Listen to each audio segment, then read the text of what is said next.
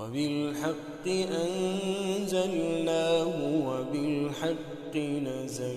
یہودی ملک اسرائیل پر انہوں نے قبضہ کیا. اب یہ قوم زندہ ہوتی ہے.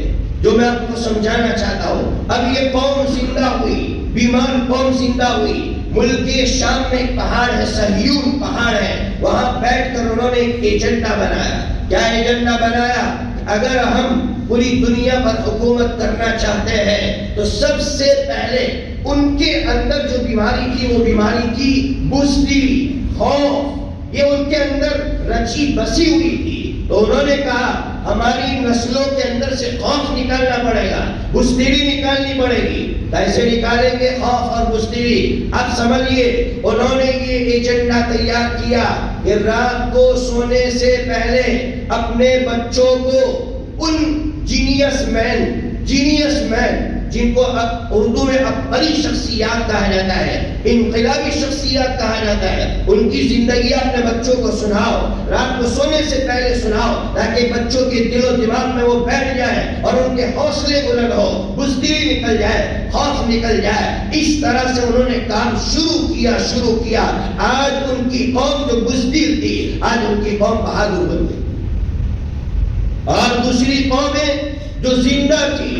مسلمان کی سب سے بڑی خوبی تھی کہ وہ نڈر تھا, وہ کبھی موت سے نہیں ڈرتا تھا, خوف اس کے قریب میں کھٹکتا نہیں تھا.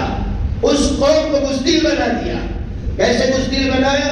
انہوں نے گوگل کو ایجاد کیا, انہوں نے میڈیا کو ایجاد کیا, اور میڈیا کو ایجاد کرنے کے بعد ہر مسلمان نوجوان کو اس کے ہاتھ میں دے کر اس کے سامنے ایسی فوٹو لائے کہ جس کی وجہ سے وہ مسلمان ڈرنے لگا, خوف کھانے لگا. مسلمانوں سمجھنے کی ضرورت ہے, اگر آج ہم اپنے اندر جو ہے ایک بہادری پیدا کرنا چاہتے ہیں, شجاعت پیدا کرنا چاہتے ہیں, تو ہمیں بھی رات کو خود پڑھنا ہوگا بڑوں کی زندگیاں, اکابرین کی زندگیاں, انبیاء کی زندگیاں, اور ہمیں اپنے بچوں کو بھی پڑھوانا ہوگا, ان کے سامنے پڑھ کر ان کو سنانا ہوگا, تاکہ ہمارے بچے انقلابی بنے, ان کے اندر خوف نہ ہے, ان کے اندر بزدلی نہ ہے. جو قوم خوف اور بزدلی کے ساتھ جیتی ہے وہ قوم زندہ نہیں رہ سکتی ہے.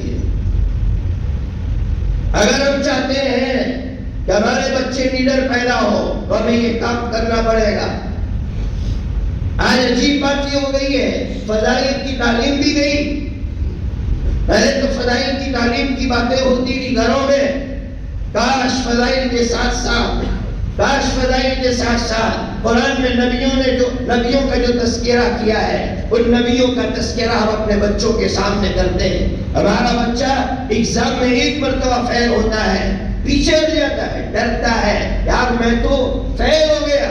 اس کو سمجھاؤ کہ حضرت نوح علیہ السلام 950 سال تک تبلیغ کرتے رہے, 100 سے کم افراد آپ کے مشن کو قبول کر رہے ہیں. اس سے بڑی استقامت کیا ہو سکتی ہے؟ استقامت کا سبب دینا ہے تو نبیوں کا تذکرہ کرنا ہو. زندہ کرو اپنی اولادوں کو, زندہ کرنے کی ضرورت ہے. میں قسم کھا کر کہتا ہوں, مسجد میں بیٹھ کر ایسے نوجوان ملتے جو ڈپریشن میں چلے گئے, سوچ کے ختم ہو گئے, ذہنی اعتبار سے ختم ہوتے جا رہے ہیں. اور ختم کس نے کیا؟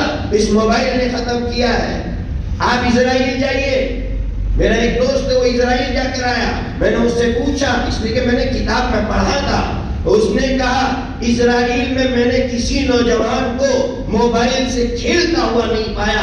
جگہ جگہ لائبریریاں تھی, جگہ جگہ کتب خانے تھے. آج مومن نگر میں ایک کتب خانہ نہیں ہے کہ ہمارے نوجوان جا کر اس کتب خانے میں بیٹھ کر کتابیں پڑھتے. قومیں موبائل سے مر جاتی ہے اور کتابوں سے زندہ ہوتی ہے. اس لیے لائبریریاں بنانی پڑے گی اور بچوں کو متوجہ کرنا پڑے گا کتابوں کی طرف, اور موبائل ان کے ہاتھوں سے لینے پڑے گی. ورنہ یہی نوجوان رات کو 2 بجے سوئے گا اور صبح 12 بجے اٹھے گا, جسمانی اعتبار سے بھی ختم ہو جائے گا اور ذہنی اعتبار سے بھی ہماری نسلیں ختم ہو جائیں گی. نسلوں کو بچانا ہے تو رات کو واقعات سنا کر جلدی سناؤ اور جلدی صبح میں بیدار کرو, اور صبح میں ہمارے نوجوان ورزش کریں. دوسرا ایجنڈا ان کا سنیے, ان کا دوسرا ایجنڈا یہ تھا کہ ہر بچے کو فوج میں بھرتی کرو, منیمم 4 سال, اور زیادہ سے زیادہ 14 سال تک اسے فوج میں رہنا ہوگا. اس کے بعد قانونی اعتبار سے سہولتیں اس کو ملے گی, اس کو لائسنس ملے گا, اس کے بغیر اسے گاڑی کا لائسنس نہیں ملے گا. انہوں نے اپنے بچوں کو بہادر بنایا, ان کو ورزش کروائی. آج ہمارا نوجوان کہاں گرا ہوا.